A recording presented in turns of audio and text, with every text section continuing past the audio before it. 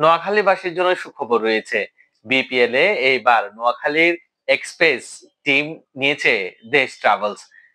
নতুন ভাবে এবং নতুন আঙ্গিকে এই বিপিএল এ নোয়াখালী এক্সপ্রেস দল পাচ্ছে বলে এখন পর্যন্ত ধারণা করা যাচ্ছে।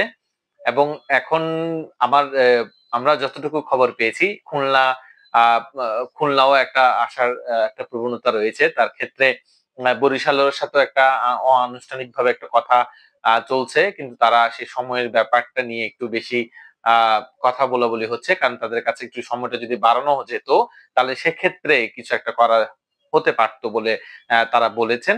তবে এখন পর্যন্ত যেটুকু জেনেছি, চট্টগ্রাম রয়্যালস নাকি 5 কোটি টাকা দিয়ে অন্তর্ভুক্ত হয়েছে, এবং বৃহস্পতিবারের মধ্যে তাদের বাকি 5 কোটি টাকা দিলে তারপর দল অংশগ্রহণ করতে পারবে বলে আমরা যতটুকু জানতে পেরেছি।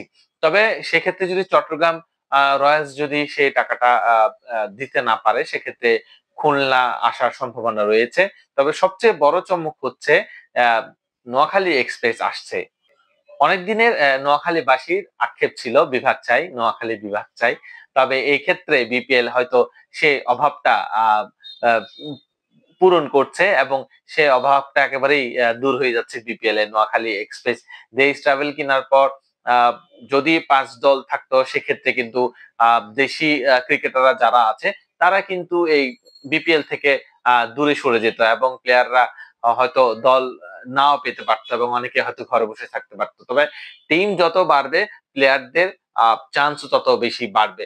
সেক্ষেত্রে 5 দলের চেয়ে বিসিবি চেষ্টা করছে 6 দল আসার, এবং ফুল গ্যারান্টি সহকারে, যাতে করে 5 বছর থাকে, এবং 10 কোটি টাকার একটা গ্যারান্টি নিয়ে কিন্তু দল নিচ্ছে বিসিবি, যাতে সেই গ্যারান্টিটা নিয়ে প্রত্যেকটা দলকে নিয়ে আসতে পারে। এবং সেই জিনিসটা কিন্তু খুব একটা ভালো হয়েছে, যে কারণে প্রত্যেকটা দল খুব সিরিয়াস থাকবে, এবং আহ, এবং আমাদের ইয়াং জেনারেশনরা যারা আছে তারা দল বেশি হলে তারা ম্যাচও বেশি পাবে, এবং খেলার সেই সুযোগটা বাড়বে। তো বিসিবি সেই পথে হাঁটছে। তবে ভালো লাগছে যে আহ খুলনা আসার একটা চান্স আছে, যদি চট্টগ্রাম রয়্যালস সেক্ষেত্রে যদি দল না পায়। তবে দল পাওয়ার সম্ভাবনাটা রয়েছে।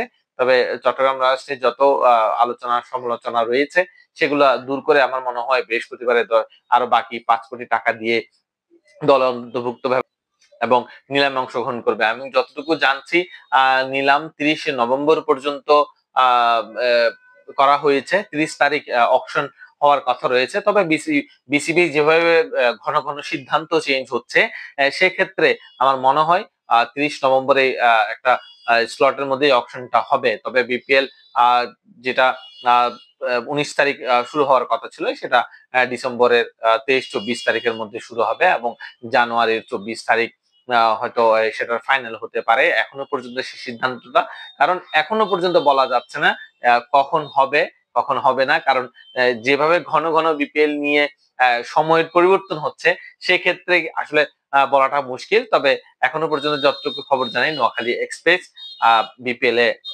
দেশ ট্রাভেল নিচ্ছে, এবং সে সাথে 30 নভেম্বর অকশন হচ্ছে।